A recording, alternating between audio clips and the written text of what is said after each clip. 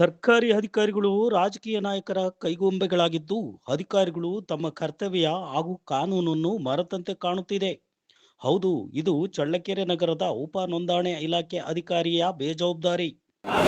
ಶುಕ್ರವಾರದಂದು ವೃಂದವನಹಳ್ಳಿ ಗ್ರಾಮದ ಬಡ ಕುಟುಂಬ ಸಾಲ ತೀರಿಸಲು ಸಲುವಾಗಿ ಜಮೀನು ಮಾರಾಟ ಮಾಡಲು ಶುಲ್ಕ ಕಟ್ಟಿದ್ರು.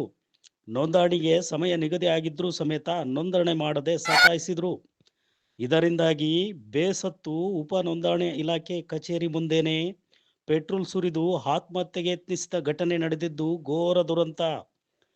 ಇಂಥ ಘೋರ ದುರಂತಕ್ಕೆ ಶಾಸಕರ ಅಂಗರಕ್ಷಕ ದೂರವಾಣಿ ಕರೆ ಮಾಡಿ ತಡೆ ಹಿಡಿರಿ ಎಂದು ಹೇಳಿದ್ದಕ್ಕೆ ನೋಂದಣಿ ಇಲಾಖೆ ಅಧಿಕಾರಿ ಈ ಆದೇಶವನ್ನು ಪಾಲಿಸಿದ್ರು. ಬಡ ಕುಟುಂಬಕ್ಕೆ ಅನ್ಯಾಯ ಮಾಡಿದ್ರು. ಅಂಗರಕ್ಷಕನ ಕೆಲಸವೇನು? ಬಡ ಕುಟುಂಬ ಮಾಡಬಾರದಾದರೂ ಏನು ಮಾಡಿದ್ದಾರೆ ಎಂದು ಸಾರ್ವಜನಿಕರು ಪ್ರಶ್ನೆ ಮಾಡಿದ್ದಾರೆ. ಜನಪ್ರತಿನಿಧಿಗಳಿಗೆ ಒಂದು ಕಾನೂನು, ಸಾಮಾನ್ಯ ವರ್ಗಕ್ಕೆ ಒಂದು ಕಾನೂನು ಎನ್ನುವಂತಾಗಿದೆ.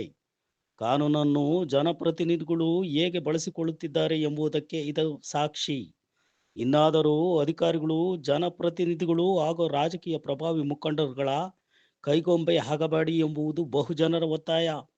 ಇನ್ನಾದರೂ ದರ್ಪ, ದೌರ್ಜನ್ಯ, ಬೆದರಿಕೆಗೆ ಮುಕ್ತಿ ಸಿಗುವುದು ಯಾವಾಗ? ಮುಂದೆ ನೋಡೋಣ.